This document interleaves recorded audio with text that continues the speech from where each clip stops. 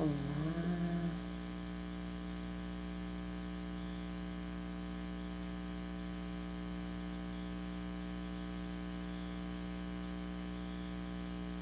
Brasil.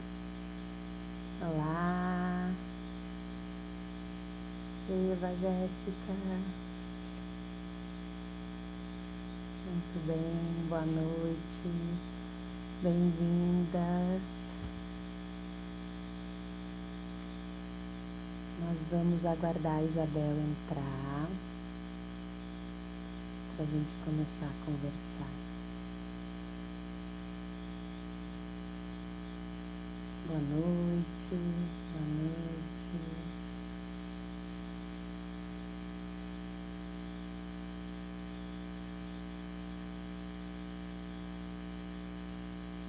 Oi, Lu. Todo mundo aqui chegando, que alegria. Delícia mesmo, Sil. Laurinha, Andréia, Luana, Oba. Bem-vinda, Cissa. Ai, quanta gente linda, especial, que meu coração já tá aqui, ó. Tuque, tuque, tuque, tuque. Só de ver vocês. Delícia.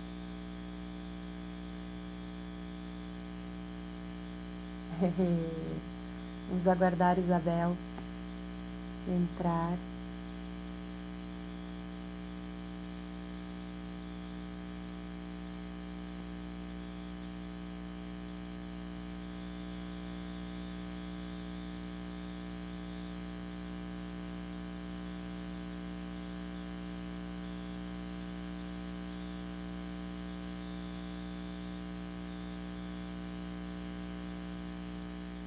Olá, olá.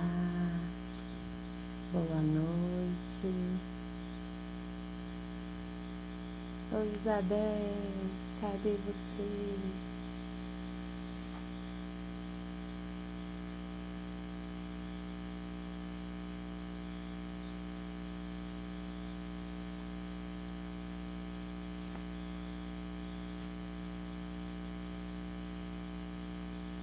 Olá, boa noite, bem-vindos, bem-vindas. Tá com ruído? Pode ser o meu fone. Isabel Parolim. Visualizar, agora sim.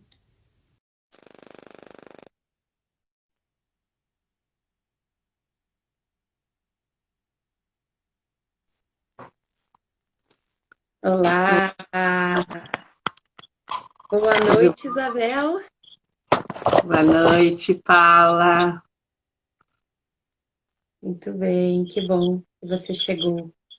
Que bom, não ia faltar essa por nada, nada me faria faltar esse compromisso, Paula. Muito bem. Vocês estão me ouvindo? Que alguém falou que estava sem som, acho que a Jéssica falou que estava sem som. Só verifiquem para mim, deem um ok do som para a gente começar. O meu também, por gentileza. Aí a gente ajuda tudo para começarmos. Eu escuto você. Você está me escutando, Isabel? Super bem, super bem. Para mim está perfeito, já podemos começar. Já Então, estou começando. pronta para começarmos. Bom, então, bem-vindos, boa noite. É uma alegria estar aqui na página do Lean, aqui no canal do Lean, do Instagram. Nós duas somos colaboradoras do Lean com muita alegria e amor. E para quem não sabe ou não nos conhece, nós somos mãe e filha. E por isso a gente pensou numa live para falar de amor em família, né? E é a primeira vez que a gente está juntas, né, Isabel? Mames. Por Na incrível que live, né, pareça. Paula? Em live, porque nós trabalhamos juntas há Na pouco. live. Na live, nós estamos juntas há muito tempo, né? Isso, isso. Desde do princípio da minha vida, pelo menos, né? Mas é uma curiosidade que eu achei bacana de começar. apesar da gente, por exemplo, trabalhar juntas no Lean e em outros programas, é a primeira vez que nós estamos juntas no mesmo espaço, né? Então eu começo aqui dizendo que é uma alegria, é uma honra e para mim eu já começo com o meu coração aqui cheio e mais nervosa do que nunca, né? E você se comporta. Quando eu depende do que é comportar. Isso mesmo. Mas, na verdade, né, Paula, eu acho assim que é para você baixar um pouquinho a tua câmera, Paula. Mas é que estão dizendo, uns dizem que é para baixar, outros dizem que é para aumentar. Eu tô Eu me vendo inteira aqui. Na Eu verdade, tô me vendo inteira. Você está me vendo inteira? você é isso. Agora sim, o tampo da Sim. sua cabeça não dá para ver. Tá bom, Agora tá, muito agora bem. tá. Então, assim, Tá. eu acho que a base dessa nossa conversa, claro, nós estamos aqui, o Lean tem um programa que trabalha com educação emocional, então tem essas emoções relacionadas ao amor tal, mas eu penso que esse fato de sermos mãe e filha, né, ela nos traz já como base essa relação amorosa, né, essa relação de amor e de possibilidade de podermos fundar um trabalho, uma reflexibilidade, enfim, todo um processo baseado em conhecimento, em cientificidade, mas tendo essa relação amorosa que nós temos a felicidade de compartilhar. Sim. E eu aproveito esse teu gancho para lembrar de uma história nossa, que algumas pessoas que estão aqui talvez já tenham me ouvido contar, mas que eu acho que ela é bem pertinente para o que a gente vai discutir hoje, né? No auge da minha adolescência e de todas as borbulhas da adolescência, eu lembro que teve um momento em que, muito brava, eu te pedi algo que as minhas amigas tinham, mas eu não tinha, né? Até porque era um momento em que, recentemente, você e o meu pai tinham se separado, né? E, e a gente estava reorganizando as nossas vidas. E você me disse um não, assim, com muita segurança. E eu virei para você e falei assim: como que você é capaz de me dizer não dessa forma?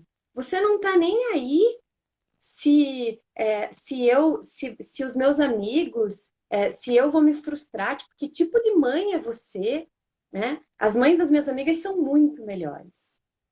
E você com essa cara de sempre da vida, virou para mim e disse: paciência, minha filha, eu dou o meu melhor para você. Ainda bem que inventaram a psicologia, e se você quiser, você pode fazer terapia.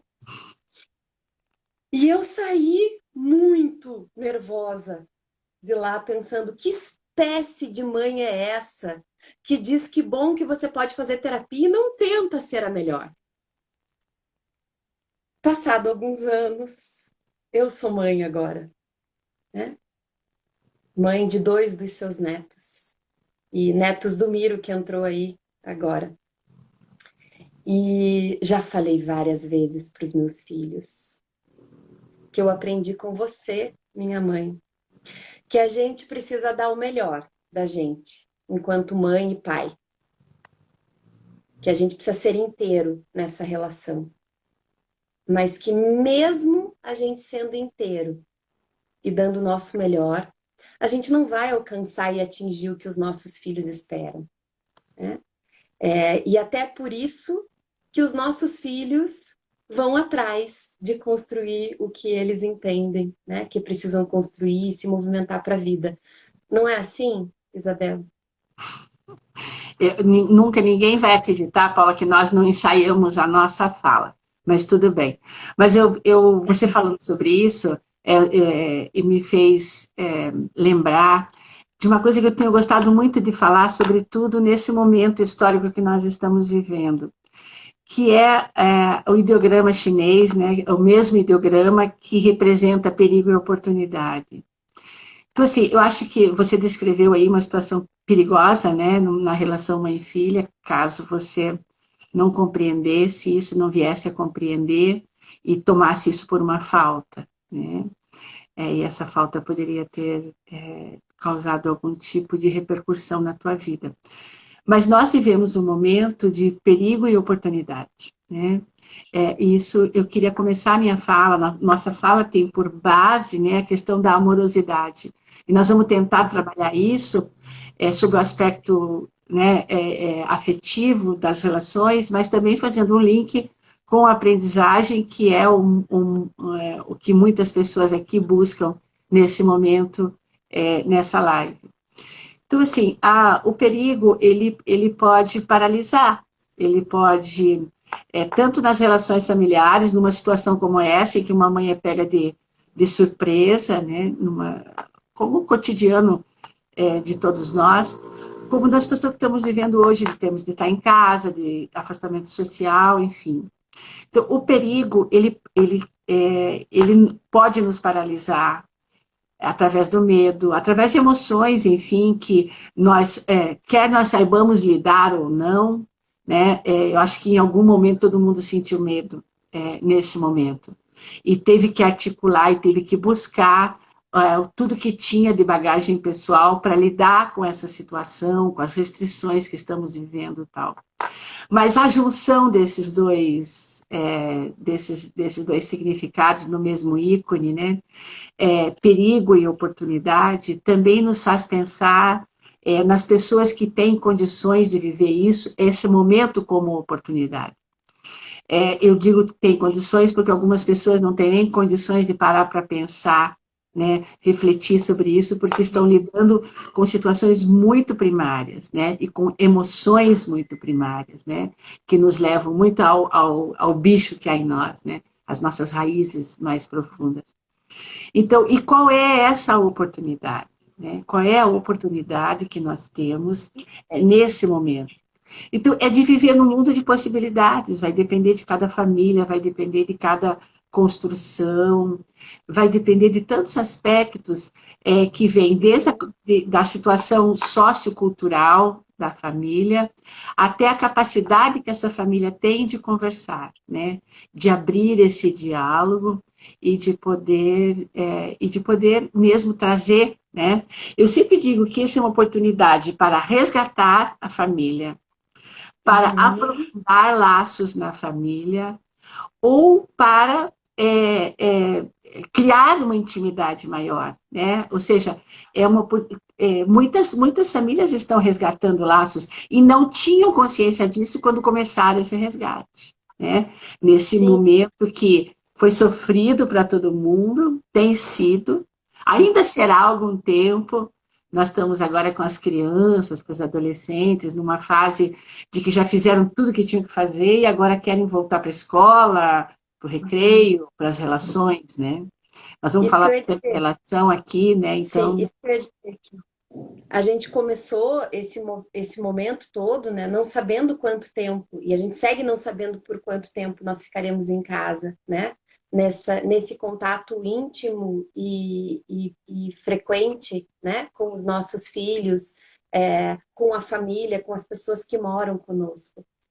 Então, muitos de nós começou isso sem ter muita consciência, né?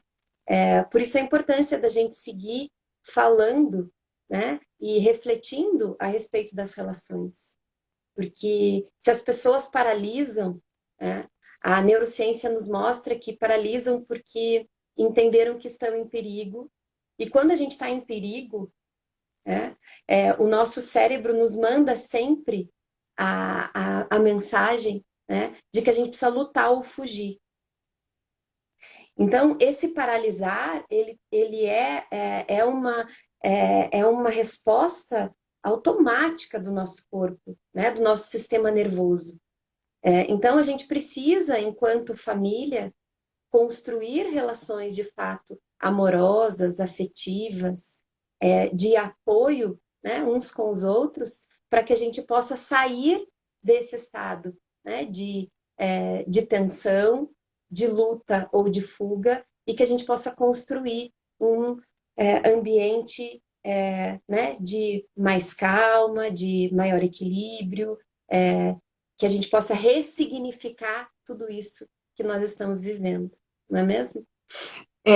Paula, eu tenho muito medo quando a gente fala em afetividade, que as pessoas pensem que estágio, uma família afetiva e equilibrada é aquela família margarina, né? Aquela família, tá todo mundo bem, sempre ha. E assim, eu gosto sempre de trazer, você sabe que eu sou, né? Eu tenho essa coisa com a teoria, então vamos lá. Eu gosto sempre de trazer os estágios da afetividade, para as pessoas entenderem algumas coisas. Eu quero chamar a atenção, um alerta, que estava acontecendo muito fortemente, as pessoas que me conhecem sabem, eu faço parte de um grupo de pesquisa e trabalho essa questão da afetividade, né, e a relação família, escola e aprendizagem. E o que estava acontecendo na família antes da pandemia? As relações afetivas pautadas na distância, tá? Muito distanciamento. A Organização Mundial de Saúde chamando a atenção das horas que as crianças permaneciam nos seus equipamentos, com seus tablets, celulares, enfim, computadores, jogos.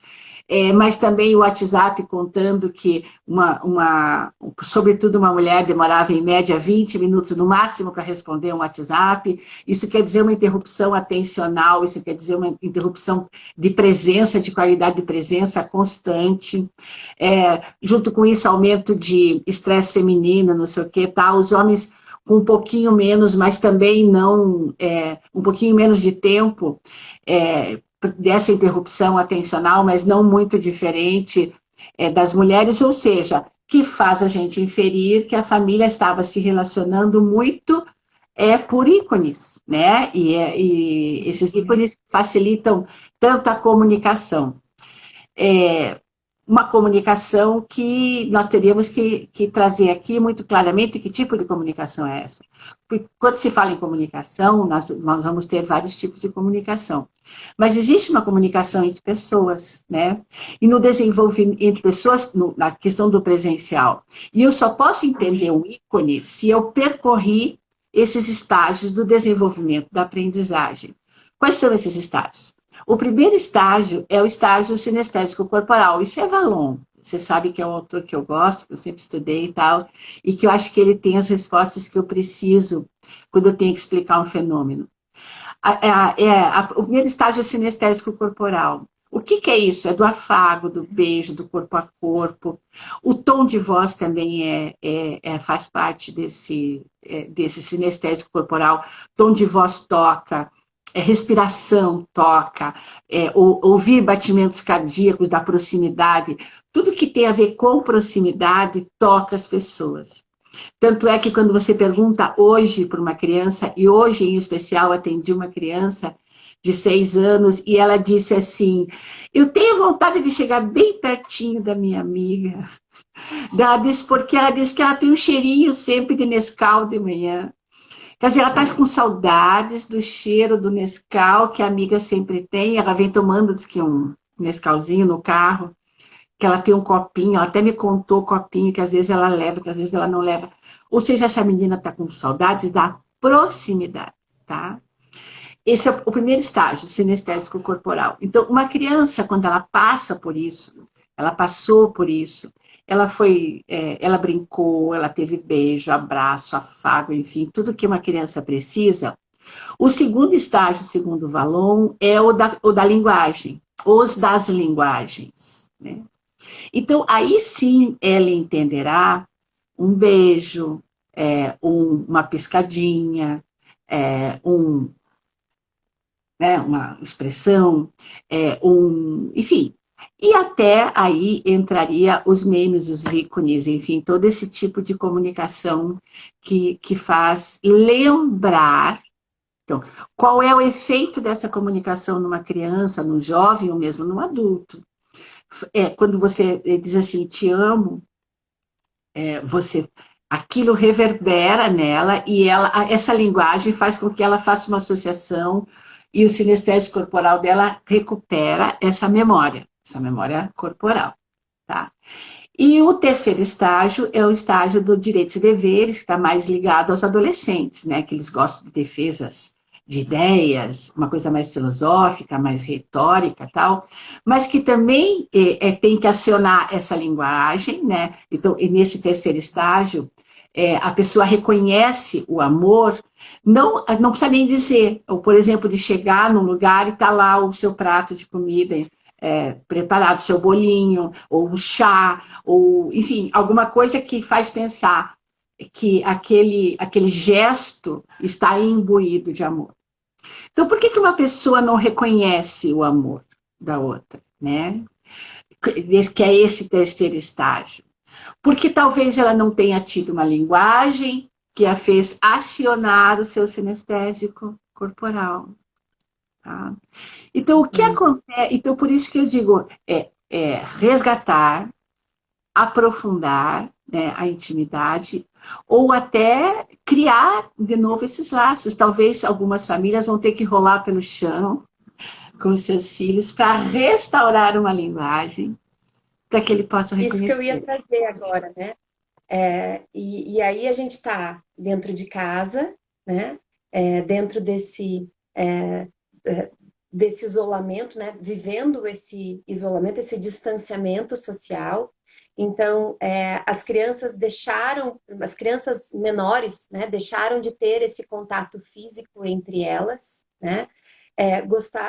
Deixaram de ter o contato físico com a professora, com a sua educadora, que é tão importante, e aí estão em casa com os pais, com a família, né?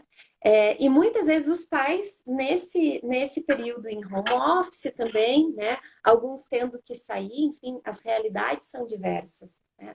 Mas quando a gente entende isso, que precisa passar pelos sentidos, aqui rolou uma discussão forte com relação ao olfato, né? As memórias olfativas, elas nos levam, né, para viajar para nossa história. Então, assim, o olfato, o tato, o paladar, né? Usar os nossos cinco sentidos nessa decodificação das relações, né? Na convivência, dando sentido para os nossos dias, dando significado para os nossos dias, vai ser fundamental nesses momentos, né? Para que a gente possa reforçar a relação, né? E construir boas memórias, eu gosto de dizer, né? É tempo da gente construir boas memórias, é tempo da gente viver coisas, né?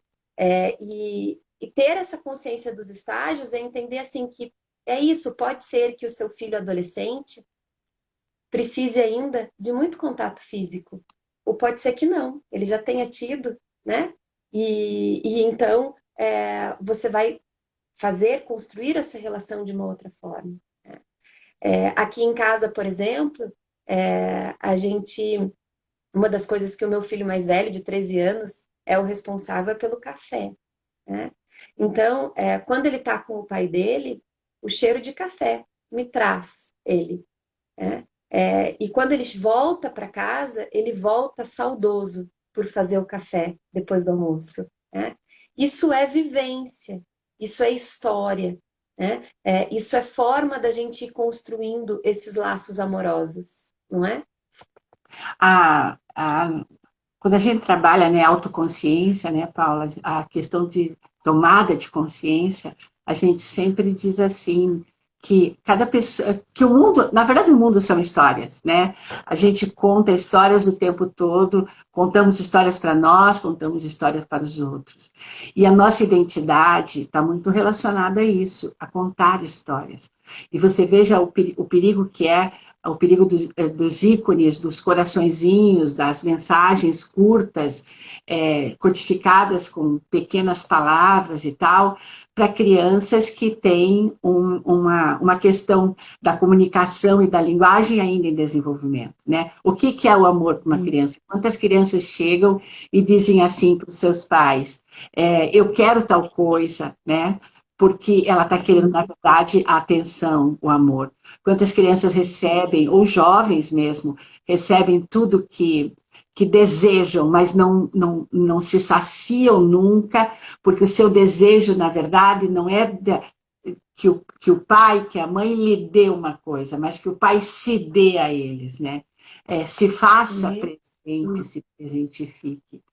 Então, essa E coisa da aí, história, né? Essa coisa da história sempre foi muito forte na nossa família. E não sei se você lembra, se quantas vezes você fazia teatro para nós, você preparava o teatro, você, teus irmãos, as minhas afilhadas, né, tuas amigas, e apresentava teatro para nós. Quer dizer, vocês contavam histórias para nós, a gente contava histórias para vocês. E as famílias hoje estão perdendo muito isso, né? A coisa do contar histórias. E não precisa ser histórias fantásticas, nem histórias de bruxas, ou histórias mesmo, história de como é que eu fui quando era pequeno, como é que eu fui quando estudante, uma vez que eu estava andando de bicicleta, outra vez que eu estava fazendo não sei o quê, teve uma vez que isso, os teus filhos mesmo, né, Paula, meus netos, lindos, amados, queridos, fofos de morrer. Eu sempre digo que quem for a Curitiba e ver as crianças mais lindas de Curitiba são os meus netos. E aí, os teus filhos vivem me pedindo, a gente viaja bastante juntos, eu e eles dizem assim, vó, conta um negócio, não sei o quê. Eles adoram ouvir histórias, sobretudo histórias de quando você me desobedecia, quando você fazia... Eles adoram. Por quê? Porque isso cria uma identidade de família. Minha mãe fazia isso? Fazia. E daí, vó, você tinha coragem de fazer isso? Tinha coragem de fazer isso. Nossa, vó, não sei. Mas isso além da proximidade, além da coisa da conversa, além da coisa deles me conhecerem como pessoa, eles também conhecem a mãe deles, né? E a origem deles, a árvore, a e aí, raiz e deles. aí, isso que eu ia dizer, você começou a falar e eu lembrei da sistêmica, né? Recentemente eu me formei educadora sistêmica, e a sistêmica traz muito essa, esse conhecimento, né? De que a gente precisa compreender da onde a gente vem, né? A nossa história, desde a nossa história mesmo, enquanto pessoas, né? Mas a nossa ancestralidade, né? Quem veio antes, o que aconteceu com essas pessoas que vieram antes, né? Então, quando a gente conta a história, quando a gente lembra das coisas, a gente vai ligando esses laços e vai percebendo também, tem condição de perceber como o sistema vai se manifestando, né? Como as relações vão se colocando dentro desse sistema. Como assim a minha mãe te desobedecia se hoje ela não me deixa desobedecê-la, né? Porque a gente entra no que a sistêmica diz, né? Que é uma das leis, a hierarquia, a ordem das pessoas no sistema, né? Então, naquele momento, a minha mãe era a filha, então a minha mãe era uma menor do que a minha avó, mas comigo ela é uma maior, então entendendo como essas relações vão sendo construídas, né? E aí eu tenho visto muito cenários assim das famílias me contando, e talvez você tenha também experiência de escuta disso, dos filhos nervosos, entediados. Alguém escreveu aqui lá no começo, né? As crianças têm dito muito que estão entediadas, né? E jogam o tédio no colo dos pais, né? Como se os pais tivessem que dar conta disso, né? E aí, nesses momentos, se a gente não cuidar de como a gente põe, se coloca nas relações, né? Se a gente não cuidar dessa ordem e dessa hierarquia que a sistêmica nos traz, facilmente eles ficam maiores e ditam as regras na casa, né? Então, é importante quando a gente fala, né, disso, e lá quando a gente começou a falar de relações afetivas, que você reforçou, a gente não está aqui querendo dizer que é família margarina. Não, né? A gente está aqui querendo dizer que é uma família consciente, né?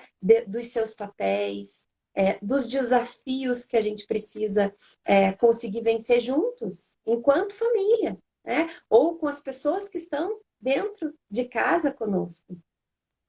E aí me faz lembrar e pensar também o que eu venho estudando e o que o Marshall nos ensina sobre a comunicação não violenta, né?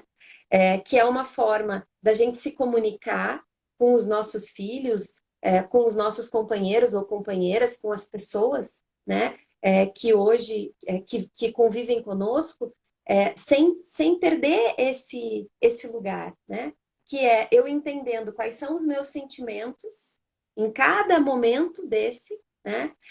Mas também entendendo que esses sentimentos me trazem uma necessidade.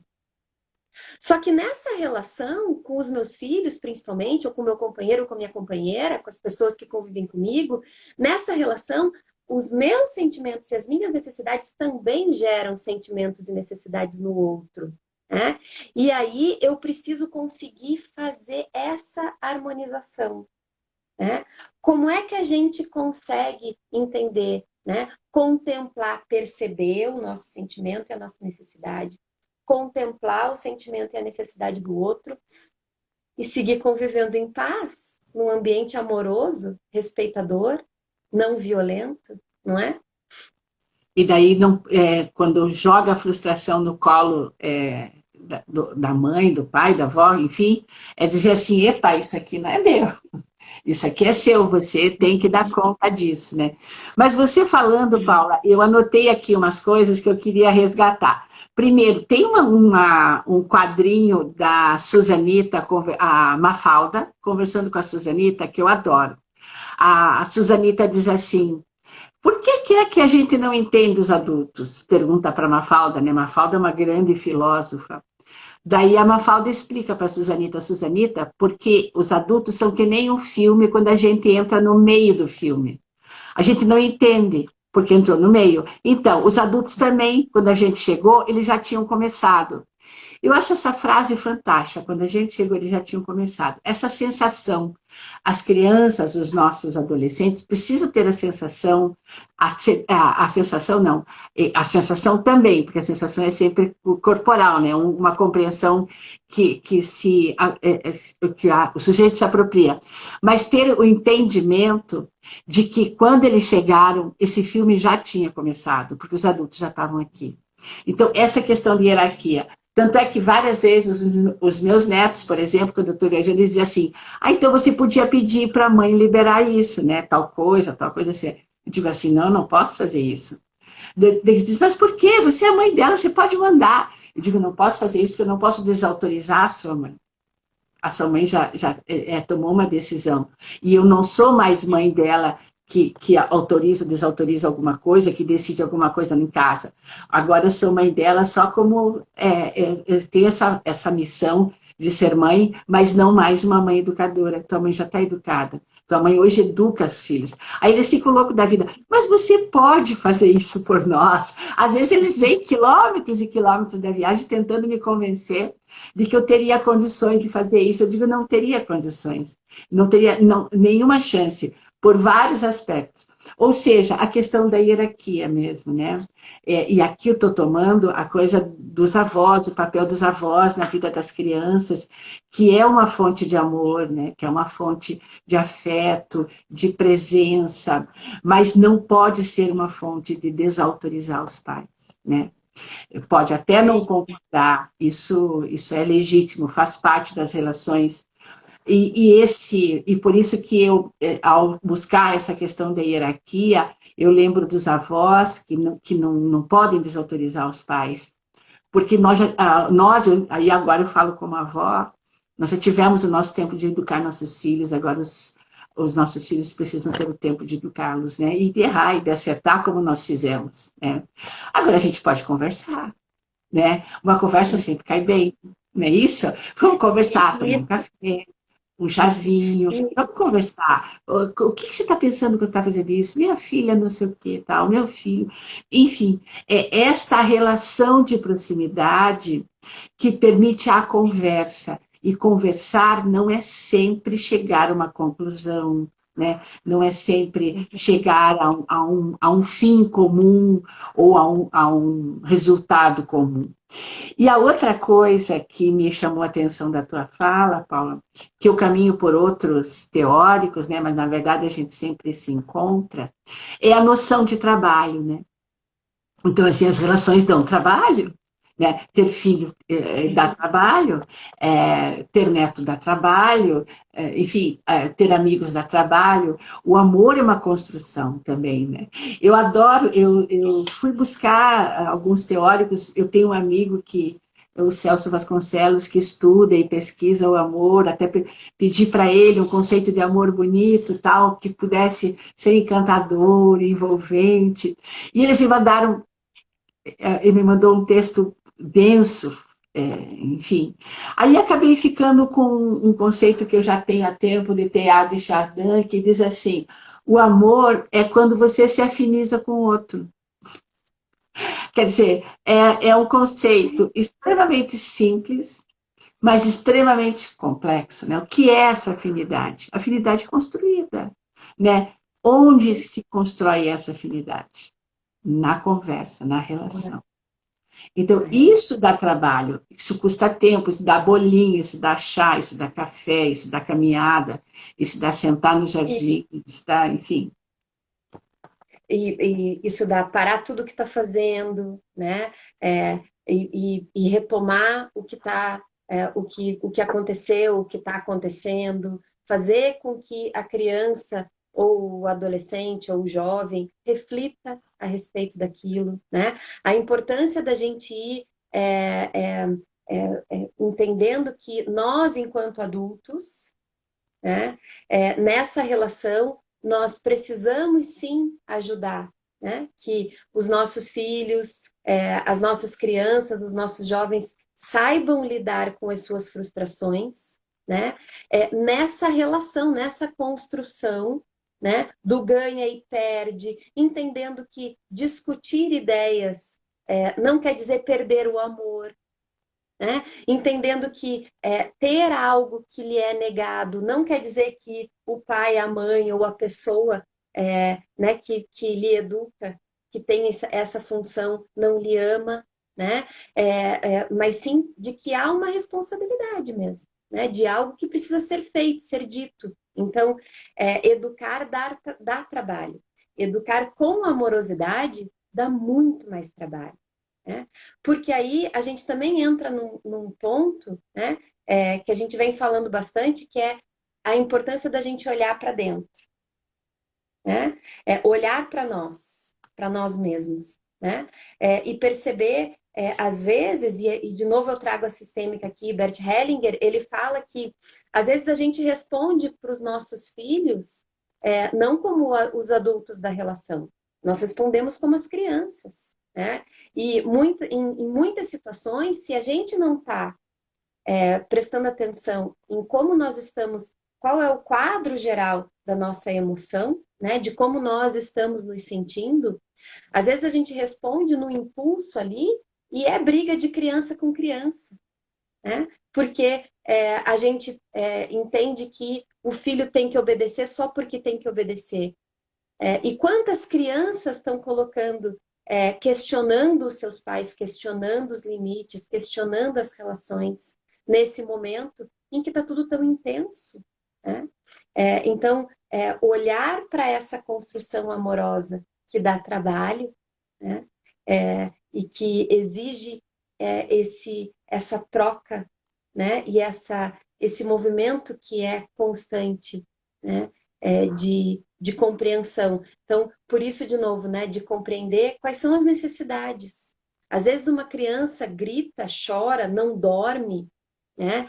Não quer assistir a aula, não quer fazer a lição, diz que fez, mas não fez, porque ela está nos gritando algo. Né? E a gente precisa conseguir ler. E para a gente conseguir ler, a gente precisa estar conectado conosco, com a gente mesmo também. Né? Para a gente conseguir fazer essa troca e essa leitura. O Naranjo vai colocar, né, que eu tendo consciência de mim, eu consigo perceber esse outro, né, e me conectar com esse outro e com o universo. Aqui precisa falar de afeto, né, Paula? Do afeto como aquilo que afeta, né? A afetividade é aquilo que nos afeta, né? Mas tudo que nos afeta não é só bom, né? Porque tem gente que diz assim, afetividade são só as emoções positivas, no sentido assim, amor, alegria, tal. Muitas vezes as pessoas buscam a afetividade mesmo que seja negativa, né? Que são as questões que são doenças, né? Que Uhum. doenças da alma desse sujeito. Então, o que acontece muito, que a gente precisa sempre estar pontuando, sobretudo no atendimento à família, é que muitos pais, familiares mesmo, mesmo a família ampliada, com medo de dizer o não, com medo de causar frustração, com medo de perder o afeto, acaba dando, consentindo, calando, reservando-se, fazendo. E ao fazer, ao se calar, ao consentir, ao dar, sem convicção, sem estar presente, né? E agora falar da qualidade de presença, né? Que o Lean trabalha Uhum. tanto, né, Paula? Ele trabalha tanto. Essa qualidade de presença nessa ação, essa ação é vazia, né? Ela é vazia de intenção, o propósito dessa ação, ela se torna vazia. Então, ela não sacia. É um alimento que não sacia, é uma palavra que não sacia, é Porque ela não é consciente, né? um Ela... gesto que não sacia. Então, o afeto, muitas vezes as pessoas foram afetadas por gestos vazios, por palavras ocas, né, sem a consistência daquilo, de olhares que não estavam atentos, de escuta que não estavam presentes. E aí as pessoas vão ficando dissociadas, né? Elas vão se dissociando, elas vão se distanciando, elas vão se perdendo de si. Uhum. Eu Isso. acho que isso a psicologia tem condições de explicar bem, mas é que eu me lembrei do Cláudio Naranjo, que recentemente a gente tivemos um encontro falando sobre as Falando sobre isso. existenciais e como é que ele trabalha. E agora, assim, me veio muito ele assim com essa coisa da consistência dessa relação. E no psicodrama também, o Moreno trazia muito esse desempenho de papel, como o papel, o desempenho do papel, ele, ele traz o contrapapel, né? E ele favorece que você desempenhe. Então, se eu sou sua mãe, você pode ser filha. Então, daí esse Sim. filho pode entrar em adolescência, ele pode entrar em crise, porque senão ele vai ter medo. Um adolescente virou e disse assim para mim, ele é filho de uma pessoa que tem uma racionalidade muito interessante, um afeto muito legal, e é um menino, um jovem que... E ele disse assim para mim, daí, você conhece a minha mãe? Eu disse assim, conheço sua mãe, o que você quer dizer com isso? Ele diz assim, não dá para ser adolescente normal com a minha mãe. Minha mãe já puxa. Você acha isso justo? Você gostaria que fosse assim com você? Se o teu melhor amigo sofresse isso, o que você faria ou pensaria? Se você amasse essa menina como sua namorada, ele diz assim, não dá para ser adolescente normal. Eu pergunto, como é que é um adolescente normal? Ele diz, adolescente normal é um ficador, é um não sei o quê, não sei o quê. Eu digo assim, tá, e por que você não pode ser um adolescente normal? Ele disse, daí eu tenho que desistir da minha mãe. Eu achei tão lindo aquilo. Porque ele desistir da mãe e ser adolescente normal, ele resolveu que ele não vai poder ser um adolescente normal. Mas eu achei tão lindo, porque ele trazia na normalidade, porque é o meio que ele está inserido, como uma coisa assim, isso é normal pensar assim, e eu não posso pensar assim, eu não me permito. Ele já estava com o interdito acionado dentro de si, né? Eu não E serei aí assim. a gente entra numa coisa tão importante da família, né? E que agora as famílias estão podendo resgatar isso, que é o sentimento de pertença, né? Eu não posso porque eu sou filho da minha mãe. E Isso ao ser mesmo. filho da minha mãe, né? É isso. É como eu e os meus irmãos, nós sempre brincamos, e os teus amigos educadores, alguns aqui, né? Sempre disseram, filho dos pais educadores, que foi um dos primeiros livros que você lançou, né? Então, sendo filho do pais educadores, né? Eu também não fiz muita coisa, né? Os meus filhos dizem, por que ser filho de Paula Pedroso é tão difícil? Eu falei, meus filhos, É difícil agora, mas talvez depois seja uma delícia. Vamos tentar construir que isso seja uma delícia depois, né?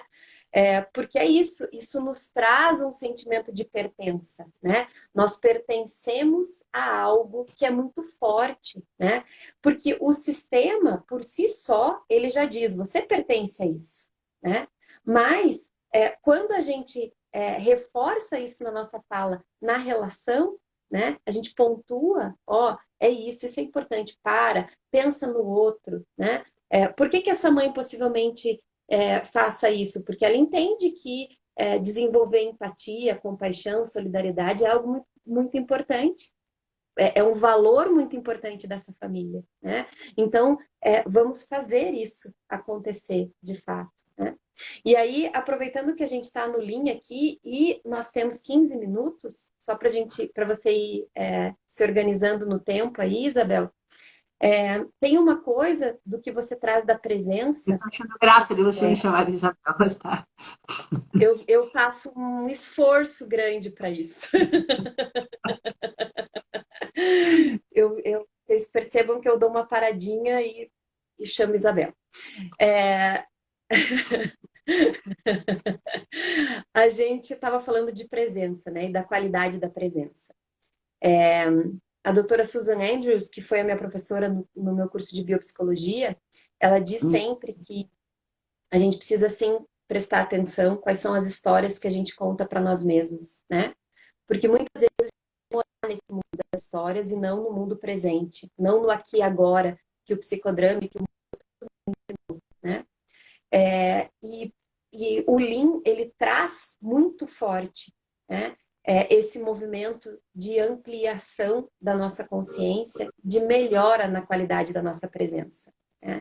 E uma das coisas que melhora a qualidade da nossa presença é a respiração, né? A gente tem respirado em tempo de crise, né? Em tempo de agenda lotada ou de cabeça lotada, de muitas histórias, né? Tem sido comum as pessoas entrarem num movimento de pensamentos catastróficos, né? Então a gente está nesse momento de ressignificar as nossas vidas e a gente está respirando curtinho, né? Ou quase não respira. E se a gente não respira, não O é? E se a medo, gente não a respira, emoção intensa nela. exato, a gente não oxigena o cérebro direito, né? A gente não oxigena as nossas células direito. E aí a gente não está presente. A gente está atropelando a vida, né? Passando assim como um trator, sem ter a consciência das coisas que a gente está vivendo, né? Então, uma das ferramentas que a gente tem falado e batido bastante nessa tecla, até porque nos tira desse lugar da compreensão de lutar e fugir e nos coloca num lugar de mais calma e equilíbrio, é essa respiração que é pelo diafragma, né? É uma respiração que a barriga enche quando eu encho o meu pulmão e o meu corpo de ar, né? E essa respiração vai automaticamente nos acalmando, né? Então eu convido vocês que estão aqui, né? E os que de repente porventura nos verão depois, a respirar, a prestar atenção na sua respiração, porque às vezes basta isso para a gente começar a prestar atenção no que está acontecendo ao nosso redor em casa e descobrir formas de reforçar os nossos laços familiares, amorosos, afetivos, né? Em como a gente está realmente se afetando no convívio intenso em família, né? Faz sentido isso para você, minha mãe? O afetar-se, né, no convívio em família. Você, quantas pessoas não se afetam, né? Vivem a correria, a qualidade de presença, ela traz mesmo um jeito de se afetar, né, de uma forma muito especial, muito diferente, perceber detalhes, tal. Eu tenho feito reunião com famílias todos os dias, eu faço reunião com pais, com professores e tal. E eu tenho ouvido coisas maravilhosas, assim, desde pessoas dizendo assim, eu não tinha notado que o meu sofá estava tão feio, não sei o que, eu fico agora pensando, eu comecei a não sei o que, até de pessoas acharem belíssima a paisagem das suas janelas, de resolverem cuidar dos seus jardins, de suas plantas, enfim, de ver a sua vida, a sua casa, de ficar frente a frente com o que é que eu produzi. Isto é o resultado da minha produção. Né? O que eu produzi até hoje. E agora preocupada com o horário, porque o Instagram ele é impiedoso, ele faz cortar. Eu não queria deixar de falar, tá? Eu não queria deixar de falar, Paula, da coisa do presente, do momento presente, da importância do presente. Porque o presente, ele é o que nós temos, né? O passado são as histórias que nós vamos contar. E nós podemos escolher contar de qualquer jeito, né? Nós vamos escolher contar esse passado do jeito que a gente quiser. A gente organiza do jeito que quiser. E o presente, ele vai depender de eu percebê-lo como agora, tá? Então, e quando eu me percebo, quando eu me presentifico, quando eu me percebo, estou aqui agora vivendo isso, eu quero ver o que eu estou vivendo, é o que o Moreno traz, que eu acho lindo de morrer, o aqui e agora, né? E que o Gilberto Gil traz lá, o melhor lugar do mundo é aqui e agora. Né? Então, quando eu consigo me colocar desse jeito, que é um exercício intenso, né? O amanhã, ele será visto como meu presente, né? Então, assim, porque eu construo um amanhã melhor agora. E isso eu aprendi com a meditação. Você falou da doutora Susan, né? Também fui aluna dela, com inspiração de você. A Luciana Dulinho, o Gilberto Dulinho também, né? Fizeram biopsicologia com ela, todos nós fizemos, na verdade. E a gente foi aprendendo a lidar com isso. A meditação nos traz muito isso, né? Quando medito, eu adoro meditar. Se eventualmente, muito raramente, eu não faço minha meditação, parece que me falta alguma coisa, porque a meditação é uma centração, né? É como se você aterrasse naquele momento, assim, né? E agora? Eu comigo mesmo e entrar num estado de contato com aquilo que temos. Talvez muitos de vocês estejam pensando que isso é meio ideológico, meio filosófico, meio para gente que tem tempo, e é tudo que nós não queríamos que vocês pensassem, né? Nós trabalhamos o dia inteiro, nós temos esse tempo é um tempo organizado para a gente ganhar o nosso tempo.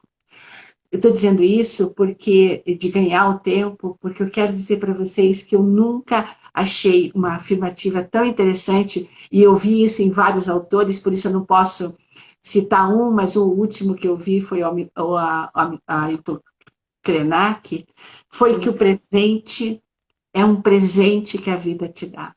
O tempo presente é o presente que a vida te dá. É o presente que ela pode te dar, é o agora. É o aqui e é o agora. E Então, aí, precisa estar muito. Viver isso com intensidade. conscientes disso, né?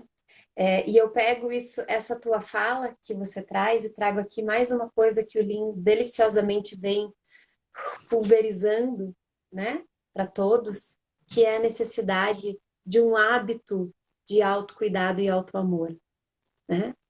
Desenvolver um hábito de autocuidado. Então, para nós, a meditação é um hábito de autocuidado, né? Mas isso pode ser de várias formas, né? Isso pode acontecer de várias formas, desde que a gente tenha consciência disso, né? Porque quando eu cuido de mim e promovo esses momentos de autocuidado, né, eu também consigo me presentificar melhor, porque eu vou me cuidando mesmo, né? Eu vou me cobrindo de uma sensação boa, né? Eu gosto de usar uma frase que uma amiga minha, a Gabriela, usa bastante, de habitar, ela é fisioterapeuta, né? Ela diz assim, de me habitar. Eu aprendi essa frase com ela, né?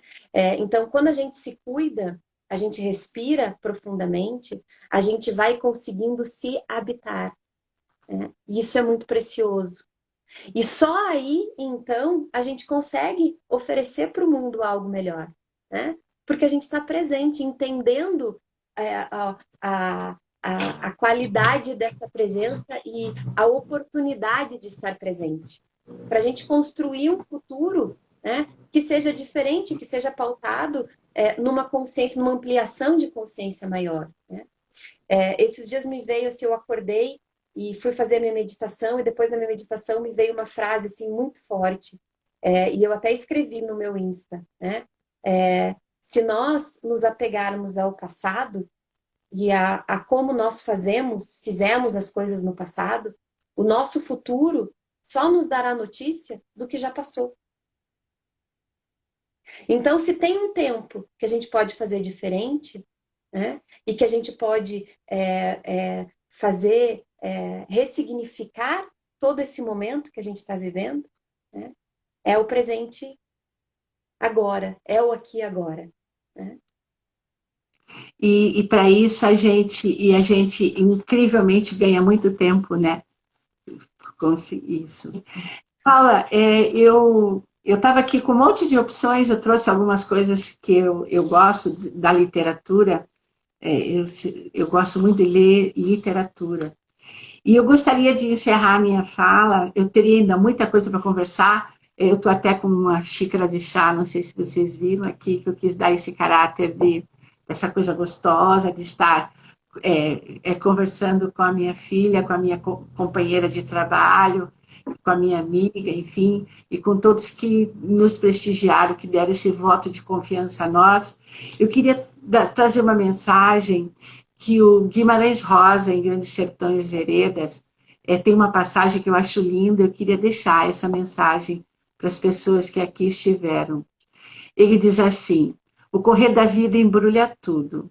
A vida é assim, esquenta e esfria, aperta e depois afrouxa, sossega e depois desinquieta. O que ela quer da gente é coragem. Então, eu queria me despedir de vocês, dizendo para vocês: coragem. Coragem para enfrentar esse momento histórico que estamos vivendo, sócio-histórico que estamos vivendo. Coragem para se encontrar com você mesmo. E coragem para você se encontrar também com as pessoas que estão te esperando, que estão ansiosamente te esperando. Muito obrigada para vocês e até uma próxima oportunidade. Eu quero agradecê-los também, todo o carinho que a gente recebeu aqui, todas as contribuições, né? A gente não chegou aonde a gente imaginava que pudesse chegar, né? Nós duas preparamos muita coisa, mas as coisas são o que são sempre, né? E coragem é uma boa palavra, né? Eu agradeço a você, Isabel Parolin, minha mãe, por me ensinar a ser corajosa e por me ajudar a ensinar meus filhos a serem corajosos e que possamos reforçar isso nas pessoas ao redor, nas relações que nós temos. Obrigada ao Lin por essa possibilidade desse encontro maravilhoso. Luciana, Beto, Bruna, Luana, vocês estão aqui. Muito, muito obrigada. E sigamos com coragem, respirando, nos cuidando e cuidando dos nossos afetos. Até mais. Um beijo. Um beijo. Até. Vai ficar gravada a live, tá? Depois vocês podem ver, repetir e replicar. Um beijo. Tchau para todos.